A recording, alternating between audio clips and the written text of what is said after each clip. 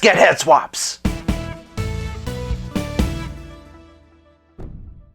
Welcome to 5 Points of Articulation. This week was the 35th anniversary of the iconic 1989 Batman. To celebrate, I'm showcasing a slew of head swaps with the DC Multiverse Ultimate Movie 6-pack version of Michael Keaton. I'm also including your requests from the comments of previous videos, so make sure you stick around to the end so you don't miss a thing. First things first though, and my standard disclaimer that figures with this style of neck articulation are not compatible, so unfortunately no head swaps with any of these. With all that out of the way, let's get nuts. Beginning with other movie figures, and it seems only logical to start with the Michael Keaton figure from The Flash. As a spiritual successor to the costumes from Batman and Batman Returns, the Flash suit is okay. Already the '89 head is a huge improvement. Although maybe not the best likeness, it does fit this body much better, and honestly is a pretty worthy upgrade. Conversely, this is a pretty big downgrade. Otherwise, and going in order of other movie Batman, and here we have Val Kilmer from Batman Forever. I'm still hoping McFarlane's gonna give us Kilmer's regular costume, which is called the Panther suit. If you wanted to make a custom of that figure, you could probably use a few parts from this Batman. Just be aware that the head sits a bit high. Additionally, you'll probably want to wait for the Batman Forever wave, because they're making that version of this head all in black. Other way around, and this serves as a fun picture into what could have been had Michael Keaton stayed for the third film. Next up, and here we have the dreaded George Clooney from the franchise killing Batman and Robin. Aside from the whole anatomically correct thing, the Clooney suit is pretty solid. At a glance, and there isn't that much of a difference here. Obviously, zooming in, you can see the mouth is different and that the head sits a bit high, but overall, Clooney really did have a good Batman jaw. Other way around, and I think that Keaton's lower sitting head looks a bit better, and of course the costume is elevated by those more angular eyebrows. Either way, I think we can all breathe a sigh of relief that Michael Keaton didn't get roped into this. As we await a Batman Begins figure, here's Christian Bale as he appeared in The Dark Knight. I know I've made no bones about the fact that the Dark Knight costume is one of my least favorite Batsuits. Even something as simple as a head swap does elevate the Christian Bale design. The taller, straighter ears and the wider, more angular mouth hole really does make a difference. That said, I do still think the costume itself suffers from being too panelly and strappy. Switching over to Bale, and to me this is a wonderful window into how good he could have looked. That said, and I still don't really like the cut of the mouth. For one of the most beloved Batsuits, and here we have Ben Affleck as he appeared in Batman v Superman: Dawn of Justice. The Batfleck costume is celebrated as one of the most comics-accurate Batsuits in cinema. Because the Batfleck neck peg is so long, you're going to want to use the Michael Keaton neck peg on this as well. Personally, I think it's a good fit, and if you ever wanted to see Keaton evolve to a more Hush-style Bat costume, this is a winner. Other way around, and again, you're going to want to use that Michael Keaton neck peg. Although the mask itself is fine, I don't think this really does look that much like Ben Affleck. So to me, this just looks like a good generic short-eared Batman. And then here we have the Ultimate Movie 6-pack version of Batfleck as he appeared in the Justice League. This head is a much better likeness to Ben Affleck. I feel like if you're ever going to put Michael Keaton in a Kingdom Come movie, this would be your starting point. Yeah, you'd need wings and a neck brace, but this would be a pretty good place for that Batman to begin. Other way around, and this definitely looks more like Ben Affleck than the last one, and it's interesting to see what Affleck could have been like in a more Michael Keaton style suit. I don't know that it works for me, but it's fun to look at. For one last movie figure, and here we have the Ultimate Movie 6-pack version of Robert Pattinson from The Batman. This head sculpt is a huge improvement over McFarlane's original Pattinson release. The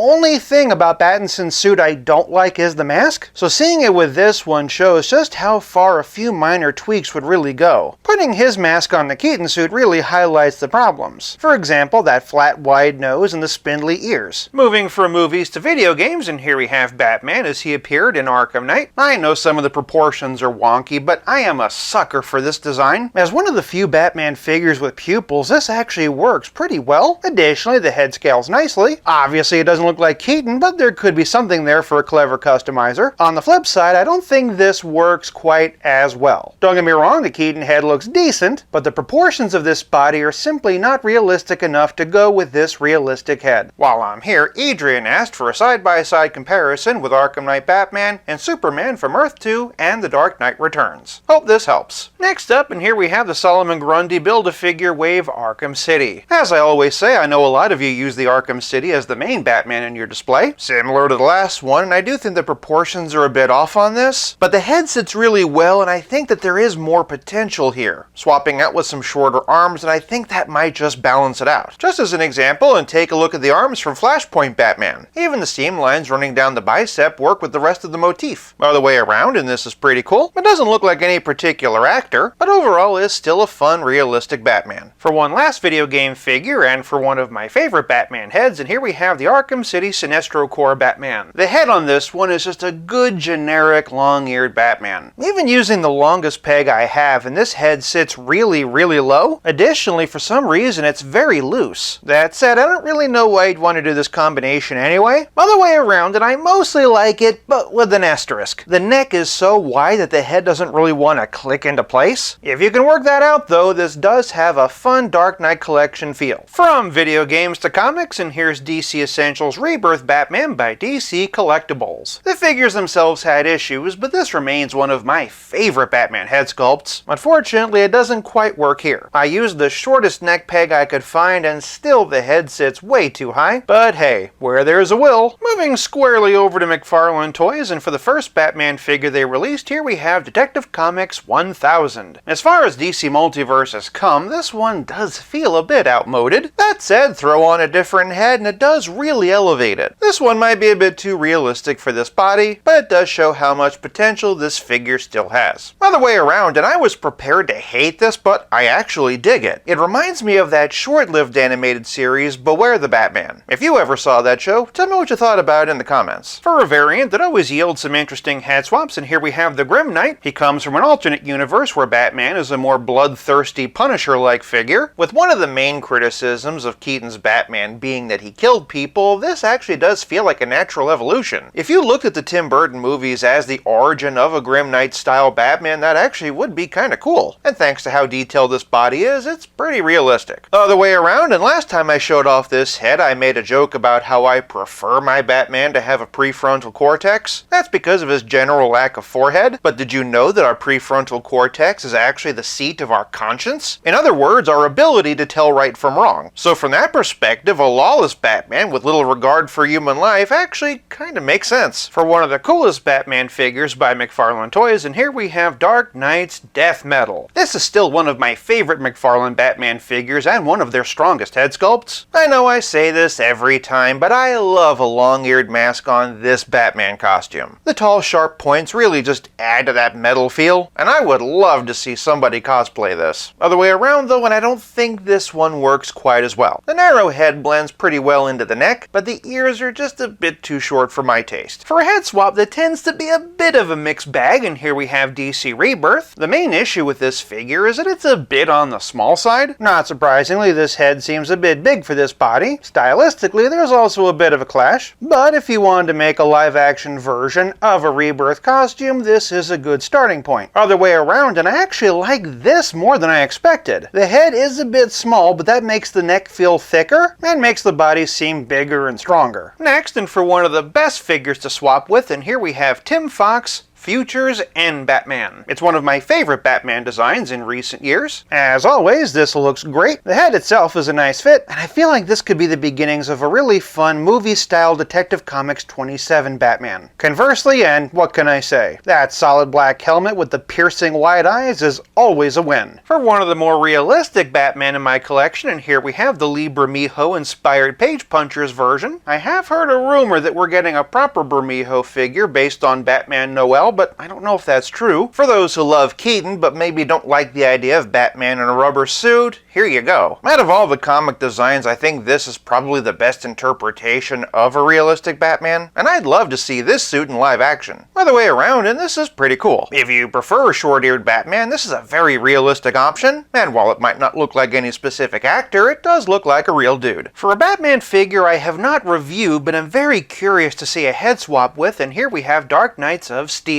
With Michael Keaton Batman's love of antique armors, this is a pretty fitting addition. Obviously, this this doesn't work in any way, shape, or form. The head's too small and the skin tones don't match, but this is a lot of fun. I love how dinged up the mask is and the intensity of the eyes, and while I don't think that this is a good match for this body, I can tell I'm going to have a lot of fun with this head in the future. For another non-Bruce Wayne Batman, and here's Jim Gordon from Batman Endgame. Strictly speaking, I have done this head swap before, but if you've never seen it, you're in for a treat. This configuration looks ridiculous, but this one is a lot of fun. It's got a great comic book vibe, and I think you could have a lot of fun doing customs with it. Lastly, and for my new favorite Batman figure to do head swaps with, and here we have the black and gray version of Nightfall. Just like with Jim Gordon, I did recently do this as a head swap already, and if you haven't seen it, you're gonna love it. Last time I showed you this combination, I remarked how it feels like Batman as an actual person. That's thanks to the realistic face and mask, and the fabric tugs looking like a dude in a costume. Other way around, and when I did this last time, I used the gold label version. Still, this combination brings me right back to the Dark Knight collection by Kenner. If I could have this and some of those crazy color combinations we used to get back in the day, I would love it, and hands down, it's my favorite head swap of the bunch. While I'm here, Annie Ray Animations asked to see a side-by-side of Nightfall with the 20th anniversary Marvel Legends Captain America. I can't remember if he wanted black and gray or blue and gray, so here's both. Unfortunately, if you want a Batman that scales with Cap, your best bet is going to be DC Universe Classics. And if blue and gray is your preferred Batman color scheme, might I suggest trying to track down this Superpowers tribute version. Also, while I'm here, Devil May Cry fan 7681 asked for a head swap between black and gray Nightfall and the Batman of Zur-En-Arrh. In general, this is fine, but I dare say it loses some of the personality of the original head, and that personality has made its way over to here. I did need to use a longer neck peg, but the rough jaw and scuffed up mask really does add something. On that note, and now I'm curious, so here's Michael Keaton with the head of Zur-En-Arrh. And you know what? This is pretty cool too. With a whole Zur-En-Arrh multiverse thing going on in the comics, this might be a pretty fun time for some customs. Which combination was your favorite? Sound off in the comments below. While you're down there, let me know where the 1989 Batman movie ranks for you. If you like this video, check out one of these. Thank you so much for watching. I'll be back again real soon, but until then, play nice and have fun.